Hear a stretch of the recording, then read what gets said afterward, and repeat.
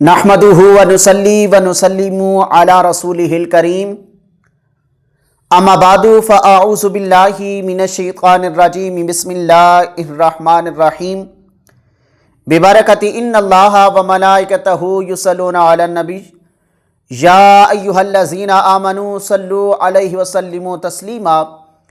जो अहबाब मेरी वीडियो देख रहे हैं, मुझे सुन रहे हैं, मोहब्बत के साथ दुरूद पाक का नजराना पेश फरमाएं। अल्लाहुम्मा सल्लि अला सय्यिदिना व मौलाना मुहम्मदिन व अला आलि सय्यिदिना व मौलाना मुहम्मदिन व बारिक व सल्लिम व सल्लि अलैहि।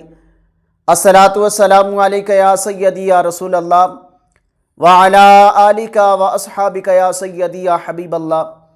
अस्सलातु वस्सलामु अलैका या सय्यदी या रसूल अल्लाह व अला आलिका व अस्हाबिका या रहमतल लिल आलमीन।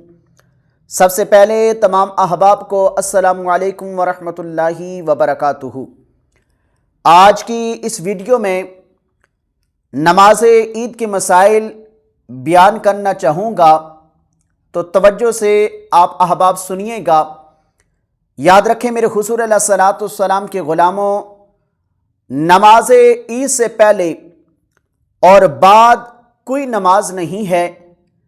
नमाज ईद अदा करने से पहले कोई खुतबा या नमाज नवाफिल नहीं है और ना ही बाद में कोई नवाफिल अदा करने हैं।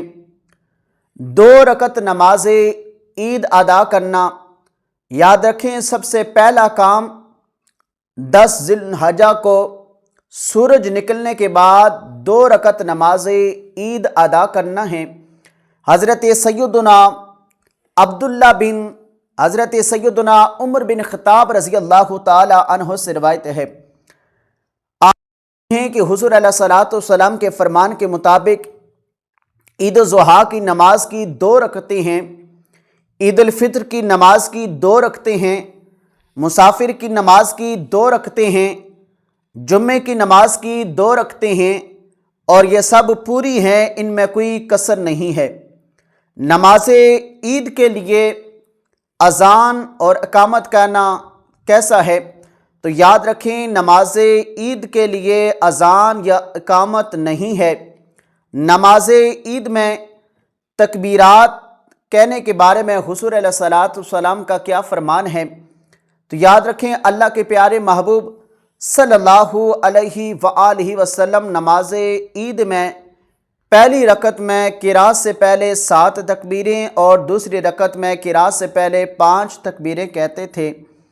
नमाज ईद के बाद खुतबा देना, इस बारे में अल्लाह के प्यारे महबूब सल्लल्लाहु अलैहि व आलिहि वसल्लम नमाज ईद के फ़ौरन बाद बग़ैर मिंबर के नमाजियों की तरफ रुख करके खड़े होकर खुतबा दिया करते थे।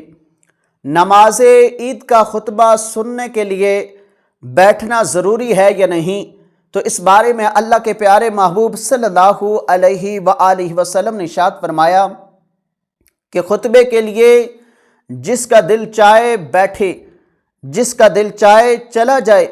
याद रखें, जो शख्स खुतबा सुने बग़ैर चला जाएगा वो सवाब से महरूम रह जाएगा, और जो अहबाब अदब के साथ बैठकर खुतबा समात करते हैं उन्हें खुतबा सुनने का भी अजर व सवाब अता किया जाता है। वज़ात ये है कि अल्लाह के प्यारे महबूब सल्लल्लाहु अलैहि व आलिहि वसल्लम ने खुतबे के बग़ैर जाने की रुख्सत अता फरमाई, लेकिन अगर अल्लाह के नबी सल्लल्लाहु अलैहि व आलिहि वसल्लम के दीगर फ़रामीन पर निगाह डालें तो ये वाज़िह हो जाता है कि उन्होंने औरतों को ताकीद फरमाई कि वो अगरचे हैज़ में हों फिर भी वो नमाज ईद के इत्माम में ज़रूर हाज़िर हों, नमाजियों से इलादा बैठें और ख़ुतबे के बाद मुसलमान की दुआ में शामिल हों। इसलिए बग़ैर हालत मजबूरी ख़ुतबे को छोड़ देना ये जायज़ नहीं है।